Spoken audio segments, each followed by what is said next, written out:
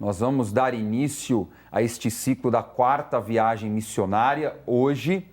Então, hoje nós vamos falar já dessa caminhada de Jerusalém para Roma. Exatamente esse circuito que o apóstolo Paulo vai fazer, cumprindo o chamado dele, uma determinação de Deus. Então, você fique atento a vários detalhes, porque na aula passada, sobre este assunto, nós falamos exatamente de Paulo enfrentando a violência da religiosidade judaica em Jerusalém. Ele voltou da 3ª viagem missionária, super bem recebido pela igreja em Jerusalém, e quando estava no templo com alguns discípulos que eram da região da Ásia Menor, ele acabou sendo vítima de uma confusão armada por judeus que vieram exatamente da Ásia Menor. E esses judeus começaram ali, o termo é uma celeuma, né? Uma confusão ali muito grande, a ponto de Paulo ser muito agredido, como também os seus companheiros, e só não morreu salvo pelo comandante romano, né? O termo para comandante romano é o termo tribuno. Então o tribuno viu da fortaleza tudo o que estava acontecendo, desceu da fortaleza, salvou o apóstolo Paulo, e o apóstolo Paulo estava ali em custódia. Começa um processo de julgamento por tudo aquilo que ele estava enfrentando nesta perseguição. Os próprios romanos não entendiam por que Paulo estava sendo ali violentado, apedrejado, por tudo aquilo que ele estava sofrendo, não entendiam.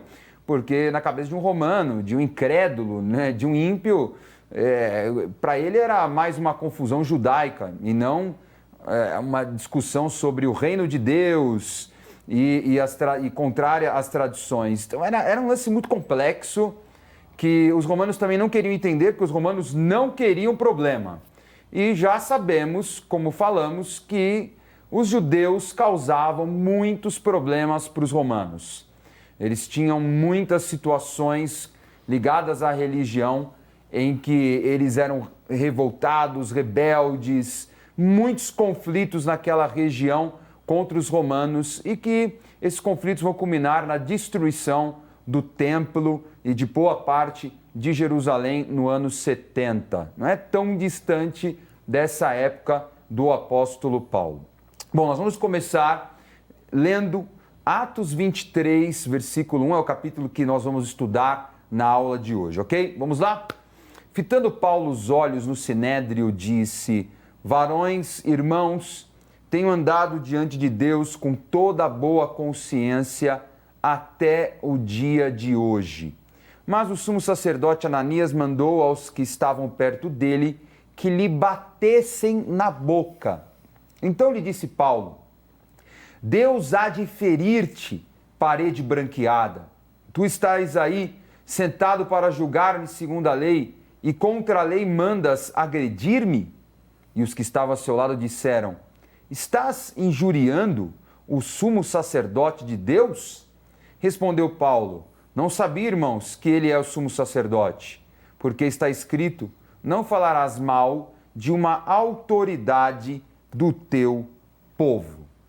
Então, o comandante, querendo se livrar do problema, enviou Paulo para enfrentar o sinédrio. Vamos lembrar o que é sinédrio, Bispo G. O que é o sinédrio? O sinédrio era um grupo composto de 71 homens envolvidos com a área religiosa e também política, e eles tinham como que dever julgar religiosamente determinadas situações.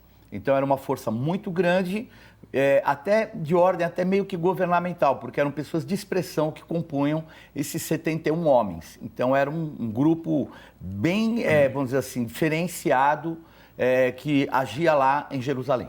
Paulo nem começou a se defender e o sumo sacerdote já mandou agredi-lo, né? Bater na boca dele. Nós vemos uma reação do apóstolo Paulo diferente, né? Rara. Apostólica. Perdeu um pouquinho a paciência, sei lá. E ele lançou uma sentença, né?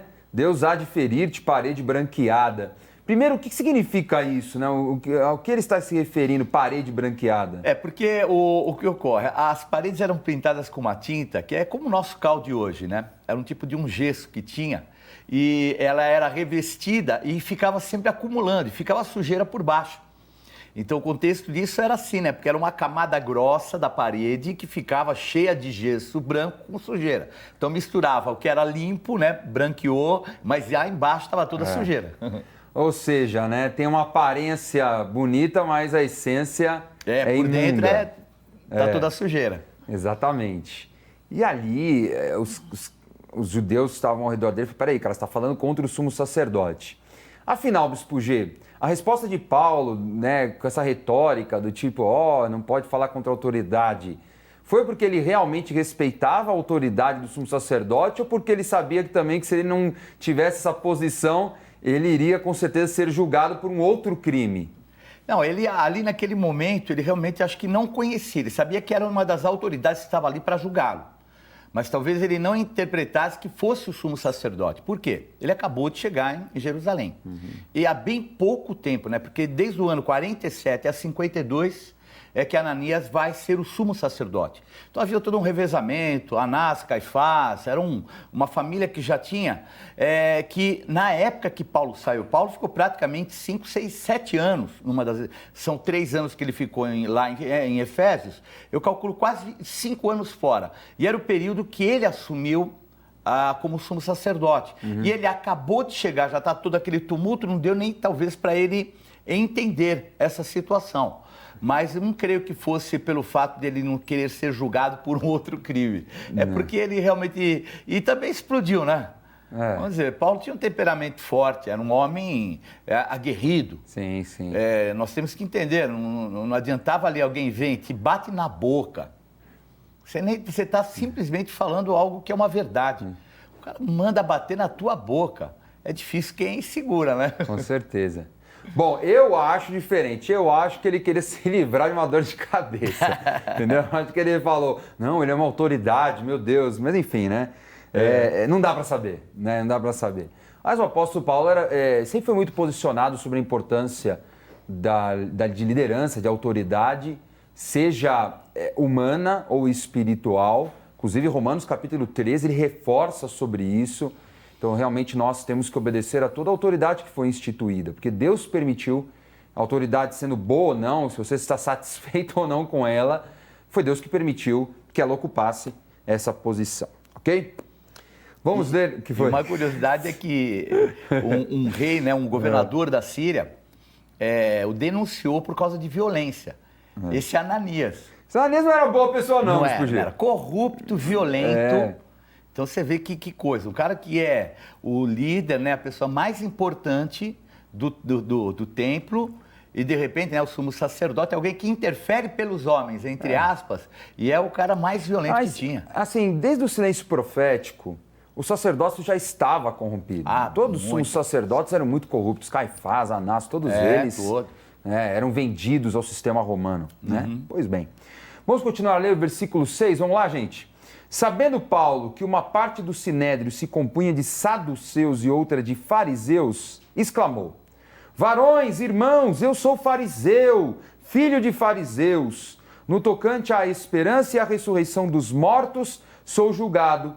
Ditas estas palavras, levantou-se grande dissensão entre fariseus e saduceus, e a multidão se dividiu. Tem gente em casa, Bispo G, que não sabe quem são os fariseus e nem quem são os saduceus. Vamos entender primeiro quem são os fariseus, pelo qual Paulo fala, né, que ele faz parte, um grupo que ele faz parte. Os fariseus eram uma seita, é um grupo que surgiu logo após o exílio, ali na Babilônia. Ao saírem, começa o processo chamado da sinagoga. E na sinagoga era a lei da lei. E aí é que começa um grupo chamado aqui, inclusive tem um termo chamado Hassidim, que eram os fiéis, os santos, aqueles que eram como que especiais, que vão fazendo, né, como a sinagoga se abria, lia e começa a pronunciar, a falar. Então ele começa a proclamar oralmente. Então eles tinham também então os ensinos rabínicos, que são os ensinos posteriores à lei, como algo sagrado também.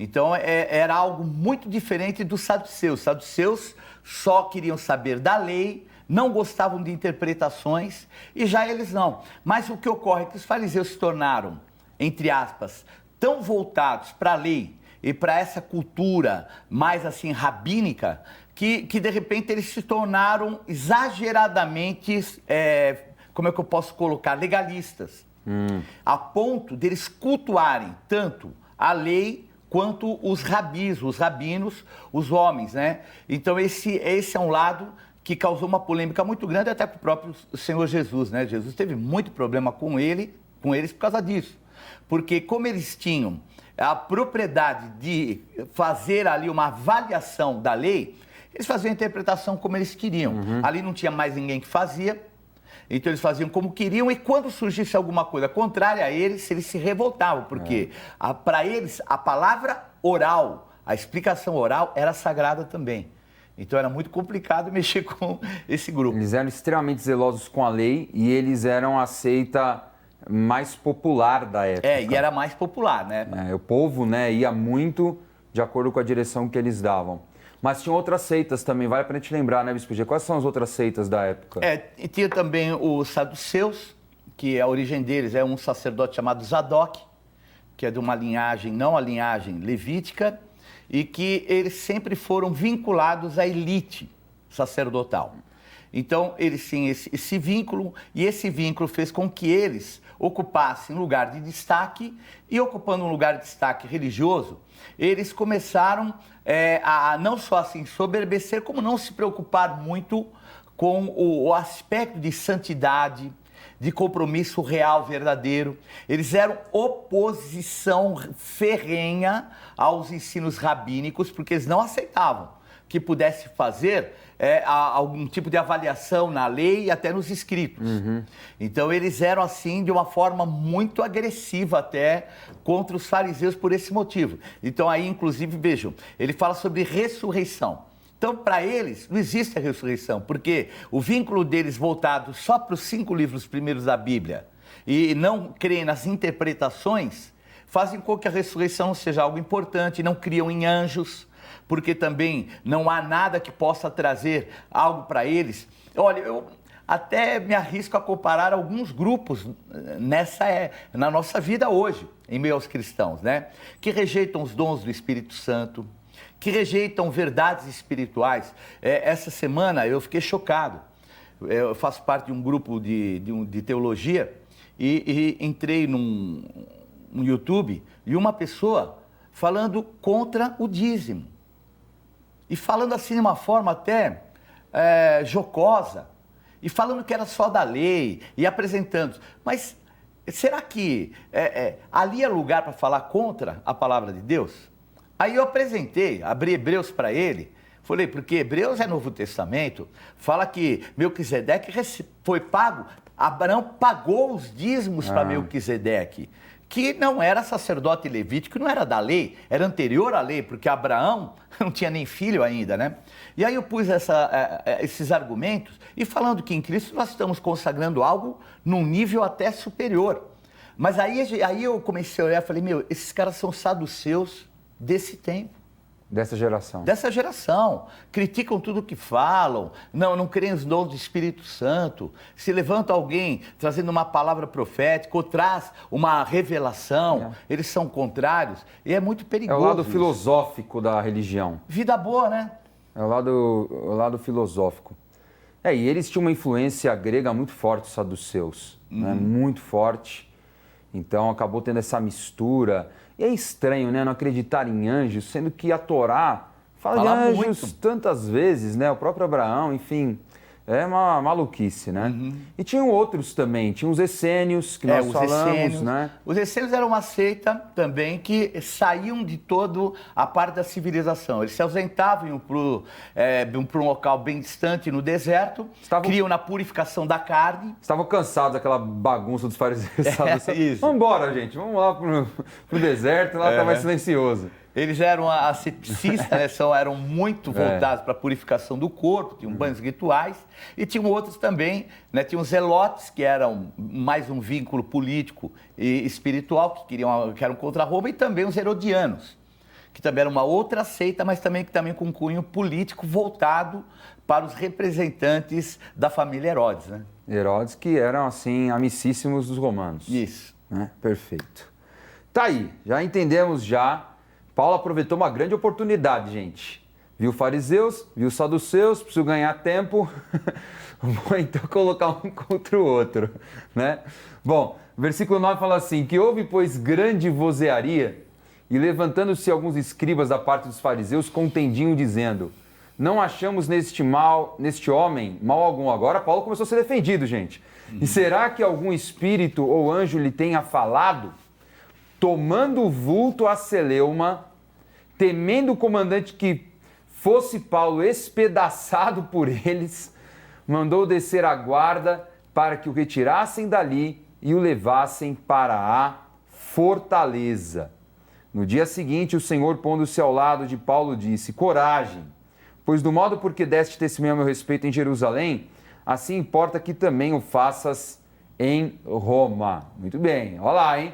Outro momento, nós vemos que a tática parecia funcionar, só que naquela época as seitas judaicas eram muito agressivas, muito violentas. Então, imagine, quando fala que a confusão tomou uma proporção de descontrole, o medo do comandante, sabendo que ele era um cidadão romano, era que ele morresse ali no meio deles. Então, é melhor tirar esse cara de cena e leva para a fortaleza. Qual é a fortaleza? Veja a imagem, já mostramos para vocês 2 aulas atrás. Fortaleza Antônia. Então está aí uma perspectiva 3D muito bem feita. Então vocês estão vendo o templo, tá, de Jerusalém, aí o templo de Herodes, a cidade ao fundo, né, o lado ocidental de Jerusalém. Está aí o templo e ali está do lado direito a fortaleza Antônia. Então essa fortaleza é muito estratégica, né? Essa fortaleza ela é antiga, da época dos Asmoneus, e depois Herodes ampliou, deu o nome de Antônia para homenagear Marco Antônio. E a grande sacada, gente, dessa fortaleza, na posição que estava, é que tinha uma visão privilegiada de toda a cidade, todo o lado ocidental da cidade, o norte também da cidade, e também o próprio templo, que era muito importante, né? Todo o pátio externo, ter esse controle pelos romanos era fundamental, sabendo que os judeus tinham inúmeras revoltas, rebeliões até entre eles mesmos. Agora, Bispo G, nós vemos que o Senhor Jesus vai encorajar o apóstolo Paulo. Eu entendo que todo momento que tem que vir algo do céu para encorajar, que o cara já estava meio baqueado, né? Já estava... Eu falo assim, eu exemplo é Josué. Quando fala 3 vezes para Josué ser forte e corajoso, aquele negócio não estava legal, né? Estava meio abalado. E falou, não, Paulo, fica firme, porque da mesma forma que você testemunha em Jerusalém, você vai para Roma também. Porque o Senhor queria tanto que o apóstolo Paulo fosse para Roma. É porque Roma era o centro, vamos dizer, cultural e todo o poderio estaria ali em Roma. E de Roma, obviamente, seria muito mais fácil de disseminar o evangelho para todas as outras nações do Ocidente. Porque, de uma certa forma, o lado oriental já estava bem atingido, né? Então, agora era necessário o Ocidente. Então, o projeto que Deus tinha para que ele fosse para lá era para alcançar toda a outra área da Europa e, obviamente, futuramente, até pensando em nós aqui nas Américas, né? Então, tinha esse objetivo. Mas um detalhe importante, Dani, é que a gente vê o que é a palavra profética, né? Porque quando Ágabo veio trazer e falando que ele seria preso pelos ímpios, eu lembro que até comentei, eu falei, não, eu acho que isso está soando mais como uma salvação do que propriamente como uma sentença, né? E a gente vê isso se cumprir, porque são os ímpios que tiram ele das mãos daqueles que iriam realmente matá-lo. queriam matar. Iriam matá-lo, É verdade. não tem nem dúvida. E aí a gente vê se cumprir. E eu percebo que até isso era para que reforçasse esse momento de Paulo. Porque, como você falou, imagina, Paulo já tinha tomado abordoado do lado, modo de dizer, né? E agora, de repente, ali, naquela situação, talvez ele não conseguisse enxergar que pudesse haver um caminho. Aí vem a palavra profética, o Senhor vem e traz para ele e fala, ó, eu te quero em Roma. Então, fica tranquilo. Você vai caminhar aí, trafegar, e é inacreditável que Deus vai usar o ímpio, porque não dá para usar os religiosos. É demais, Fica né? firme, apóstolo Paulo, fica firme. Vamos lá. Quando amanheceu, os judeus se reuniram e sob anátema, olha uma palavra nova aí, juraram que não haviam de comer nem beber enquanto não matassem Paulo. Eram mais de 40 os que entraram nessa conspirata. Estes, indo ter com os principais sacerdotes e anciãos, disseram: juramos, sob pena de anátema, não comer coisa alguma enquanto não matarmos Paulo. Olha que loucura, que violência. O que é anátema, Bispo G? Que voto é esse, assim, maluco? Esse é um tipo de um voto de que a pessoa se autoproclama excomungado. Eu sou maldito, eu sou excomungado da vida, né? Ou no caso eles, como povo de Deus, se eu me alimentar antes dele morrer. Então vejo que era um voto deles se tornarem malditos. Eu sou maldito, não quero mais fazer se eu não matar esse cara. Eu acho que, olha, com esses religiosos, eu acho que ali dos 40, pelo menos uns 30 devem ter morrido de fome. Né? Esse cara vai lá. Eles são tão ou radicais. morreram de fome ou viveram amaldiçoados. Porque... Eu acho que uns 10 ainda escaparam, mas eles eram tão radicais que os desgraçados devem ter morrido uns 30 de fome, né? Que loucura, de inanição, cara. vamos dizer assim, né? Que loucura.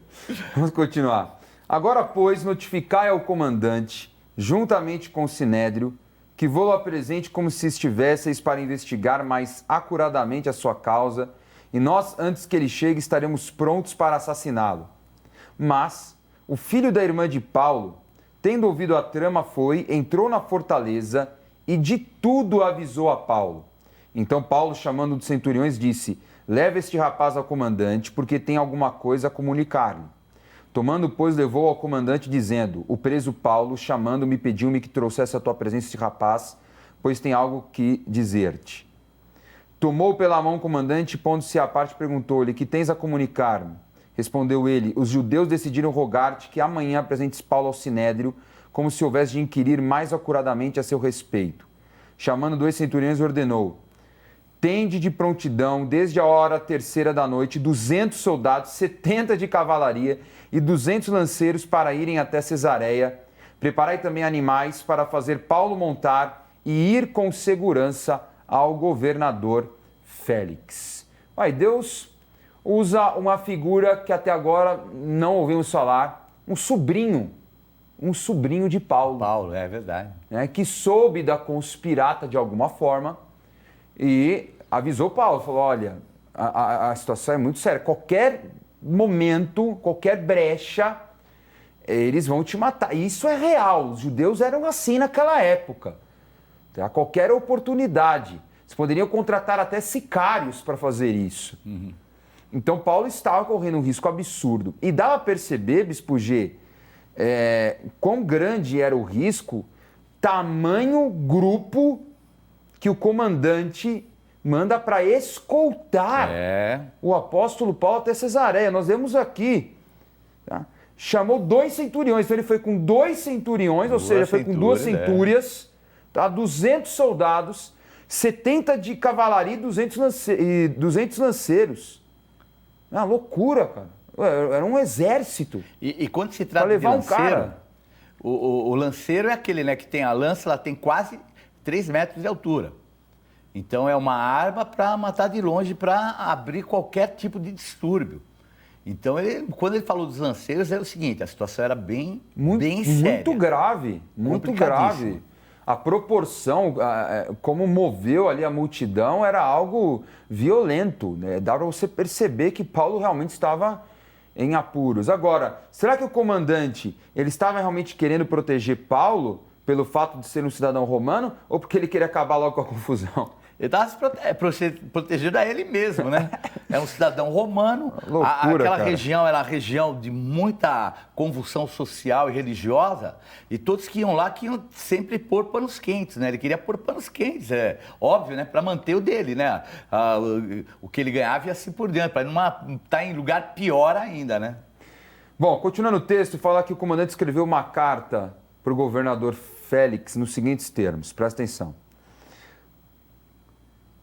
Cláudio Lísias ao excelentíssimo governador Félix Saúde. Então o nome do comandante é Cláudio Lísias. Este homem foi preso pelos judeus e estava prestes a ser morto por eles quando eu, sobrevindo com a guarda, o livrei por saber que ele era romano. Sendo eu informado de que havia uma cilada contra o homem, tratei de enviá-lo a ti sem demora, intimando também os acusadores a irem dizer na tua presença o que há contra ele. Ou seja, ele levou para a segunda instância no tribunal. Isso mesmo.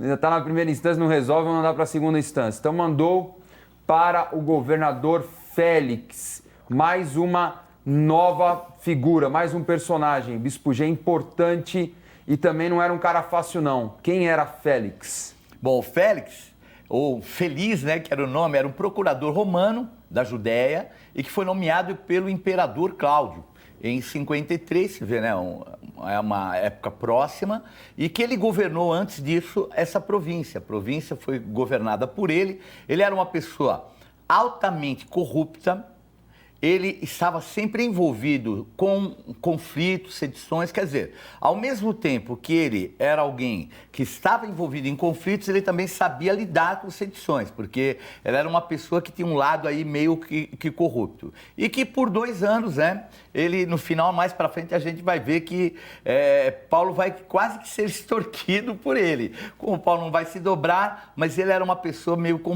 complicada.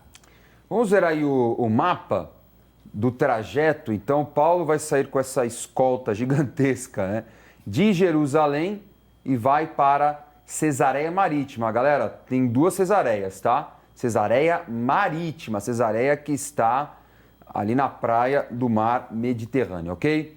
Continuando o texto, lida a carta, perguntou ao governador de que província ele era e quando soube que era da Cilícia, disse: ouvir-te-ei quando chegarem os teus acusadores, e mandou que ele fosse detido no pretório de Herodes. Então ele vai ficar nesse pretório 5 dias. A próxima aula nós vamos falar exatamente desse julgamento por parte de Félix. É legal vocês saberem o que é Cesareia, que pretório é esse. Vamos ver a imagem. Primeiro Cesareia. Então, Cesareia hoje, tá, gente? Então, essa aí é uma praia muito conhecida. Essa região aí de Cesareia, Cesareia Marítima, se concentrava boa parte nesse trecho que você vê aí na foto. Então, quando você vai para Cesareia com a caravana apostólica para Israel, você conhece essa região. Você está vendo que do lado esquerdo tem um hipódromo, né? Tem os teatros também. E agora, do lado direito da tela, o lado inferior, onde você está vendo essas ruínas, exatamente aí ficava o pretório e o palácio de Herodes. Tá? Os dois ficavam aí. Tem uma perspectiva muito legal que está, inclusive, lá em Cesareia. É uma imagem muito legal que é uma perspectiva em desenho de como era o pretório de Herodes. Está vendo? Então você tem aí o palácio e o pretório romano. Então era um palácio onde Herodes residia nas suas férias, vamos dizer assim, né? Quando ele também tinha negócios a fazer. E os romanos estavam acostumados a apropriar-se também desses palácios, a ficarem. Então provavelmente Félix estava também morando nesse palácio de Herodes e prendeu Paulo no pretório. O que é pretório, Bispo G? Pretório é um local, como foi colocado aí, né, feito com o objetivo do rei Herodes anteriormente usar para uso próprio pessoal, mas que pela apropriação por parte de procuradores romanos fica para o grupo pretoriano, que era ligado diretamente a César. Então, umas coisas assim, estranhas. Eles chegavam, tiravam todo mundo, os procuradores eram falavam, soldados de elite agora pertence também, ao né? rei. Oi? Os pretorianos eram soldados de elite, né? De elite. Eram soldados A diferenciados. guarda pretoriana é aquela guarda, né, que se veste de preto mesmo. E é ligado, parece incrível, mas é ligado diretamente a César. A César. Maravilha. Muito bem, gente. Essa foi a aula de hoje. Tem mais na próxima. Vamos acompanhando aí o julgamento do apóstolo Paulo. Vamos revisar a aula de hoje. Na aula de hoje estudamos a confusão causada em Jerusalém pelos fariseus e saduceus contra o apóstolo Paulo. Vimos no comportamento do apóstolo Paulo coerência em respeitar as autoridades instituídas por Deus, ainda que estivessem erradas. No entanto, Paulo aproveitou a divergência doutrinária entre as seitas judaicas para causar conflito entre eles e tentar sair daquela situação. Como a confusão ficou ainda mais violenta, o tribuno romano o enviou para ser julgado pelo governador da região, chamado Félix. Félix era um homem cruel e corrupto. Deixou Paulo preso no pretório de Herodes até os acusadores chegarem. Por fim, vimos a direção de Deus para Paulo permanecer firme, porque ele chegaria em Roma. Importava que ele realmente chegasse até Roma. Tá certo?